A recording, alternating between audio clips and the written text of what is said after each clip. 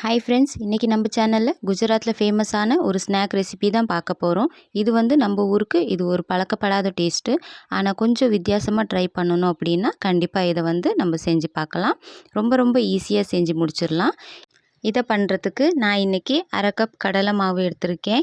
இத வந்து ஒரு மிக்ஸிங் பவுல்ல மாத்திரலாம். 1/2 கப் கடலை மாவுக்கு 1/2 கப் தயிர் சேர்த்துக்கலாம். இப்போ இதோட 3 பச்சை மிளகாய் கூடவே ஒரு துண்டு இஞ்சி ரெண்டையும் நல்லா இடிச்சு இந்த மாதிரி சேர்த்துக்கலாம். கடைசியா அது கூட நம்ம ருசிக்கு ஏத்த அளவு உப்பு சேர்த்து எல்லாத்தையும் நல்லா மிக்ஸ் பண்ணி விட்டுறலாம். எல்லாத்தையும் சேர்த்துட்டு நம்ம ஃபர்ஸ்ட் கலந்து வச்சுக்கணும். அப்பதான் கடலை மாவு வந்து கட்டி தட்டாம இருக்கும். இப்போ இதுல நம்ம தண்ணி சேர்த்துக்கலாம். 1/2 கப் கடலை மாவுக்கு 1/2 கப் தயிர், 1 கப் தண்ணி சேர்க்கணும். இதில் இப்போது 1/2 கப் தண்ணி சேர்த்துருக்கேன். லைட்டாக கலந்ததுக்கு அப்புறமா மறுபடியும் ஒரு 1/2 கப் தண்ணி சேர்த்துட்டு நம்ம நல்லா கலந்து வச்சிடலாம். இப்போ வந்து அதை நம்ம ஒரு பேனில் மாற்றிக்கலாம். நல்லா ஃபில்டர் பண்ணி சேர்த்துக்கலாம். ஏன்னா நம்ம இடித்ததில் வந்து ஏதாவது இருந்துச்சுன்னா அது வந்துடும். இந்த மாதிரி சேர்த்ததும் நம்ம ஸ்டவ் ஆன் பண்ணி சூடு பண்ண ஆரம்பிச்சிடலாம். இதை வந்து மீடியம் ஹீட்டில் வச்சிடுங்க. வச்சுட்டு நம்ம கலந்து விட கொஞ்சம் கெட்டியாக வரும். ஃபஸ்ட்டு கொஞ்சம் டைம் ஆகுற மாதிரி இருக்கும். அப்புறமா கொஞ்சம் ஃபாஸ்ட்டாகவே கெட்டியாக ஆரம்பிச்சிடும். பாருங்கள், இந்த மாதிரி ஒரு க்ரீமியாக வந்திருக்கு. இன்னும் ஒரு நிமிஷம் போல் இருக்கட்டும்.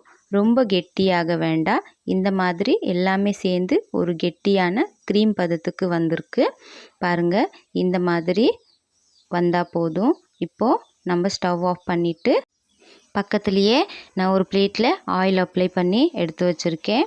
அதில் வந்து 1/2 கரண்டி அளவுக்கு மாவை சேர்த்துட்டு ஒரு ஃப்ளாட்டான ஸ்பூன் வச்சு இந்த மாதிரி ஃப்ளாட் பண்ணிக்கலாம். அப்படி இல்லைன்னா நம்ம பெரிய ட்ரே கூட யூஸ் பண்ணலாம். ஆனால் ஃபாஸ்ட்டாக பண்ணணும். ரொம்ப ஸ்மூத்தாக இருக்கும்போதே ஃப்ளாட் பண்ணால் ஈஸியாக இருக்கும்.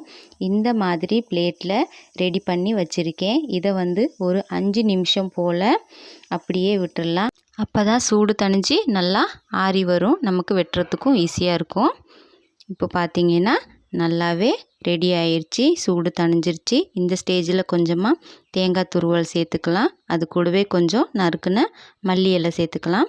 சேர்த்து நம்ம இதை கட் பண்ணிக்கலாம். நல்லா ஆறுனதும் கட் பண்ணும் போது நமக்கு அழகாக பீஸ் போட வந்துடும். பாருங்கள், இந்த மாதிரி. இப்போது இதை நம்ம அழகாக ரோல் பண்ணி எடுத்துக்கலாம். பாருங்கள் எவ்வளோ அழகாக ஷைனியாக வந்திருக்குன்னு. பாருங்கள் எவ்வளோ அழகாக இருக்குன்னு. நல்லா சாஃப்டாக இருக்குது. உள்ளே வந்து நமக்கு வேறு மாதிரி ஃபில்லிங் வேணும்னாலும் வச்சு ட்ரை பண்ணலாம். நல்லா இருக்கும். ஓகே, இப்போ அது மேலே நம்ம தாளிப்பு சேர்க்கணும். அப்போ தான் டேஸ்ட் வந்து இன்னும் நல்லா இருக்கும். இதுக்கு ஒரு பேனில் 1 டேபிள் ஸ்பூன் போல் எண்ணெய் சேர்த்துக்கோங்க. எண்ணெய் சூடானதும் 1/2 டீஸ்பூன் கடுகு பொரிஞ்சதும் இதில் 2 பச்சை மிளகாய் கூடவே ஒரு கொத்து கருவேப்பிலை சேர்த்து நல்லா ஒரு வாட்டி மிக்ஸ் பண்ணதுக்கப்புறமா இதில் ஒரு 1/2 டீஸ்பூன் எள்ளு சேர்த்துக்கலாம். வெள்ளை எள்ளு கூட சேர்த்துக்கலாம். எது நம்மக்கிட்ட இருக்கோ அதே சேர்த்துக்கலாம். சேர்த்துட்டு நம்ம ஸ்டவ் ஆஃப் பண்ணிவிட்டு இதை வந்து நம்ம இப்போது அப்படியே அது மேலே சேர்த்துற வேண்டித்தான். அப்படியே அந்த தாளிப்போடு சேர்த்து சாப்பிடும்போது தான் டேஸ்ட்டு நல்லா இருக்கும். கடைசியாக இன்னும் கொஞ்சம் துருவின தேங்காயும் கொஞ்சம் மல்லி இலை சேர்த்துட்டு நம்ம சர்வ் பண்ணும் போது உண்மையாகவே செம்ம டேஸ்ட்டாக இருக்கும். பாருங்கள் எவ்வளோ சாஃப்டாக இருக்குன்னு. கண்டிப்பாக ட்ரை பண்ணி பாருங்கள் இந்த கந்துவி ரெசிப்பியை.